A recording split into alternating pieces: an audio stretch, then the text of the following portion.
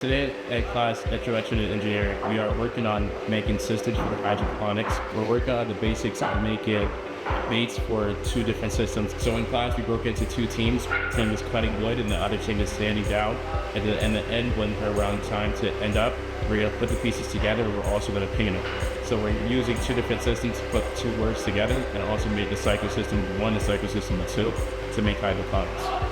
The idea behind this project is to not only teach the students about hydroponics and how to grow vegetables hydroponically, but actually the construction side of the hydroponics. We're learning how to use drills and saws and how to paint wood properly, how to finish wood properly. So these are skills I think will not only be able to apply in building hydroponic systems, but in general if they want to do any sort of building projects or engineering projects in the future.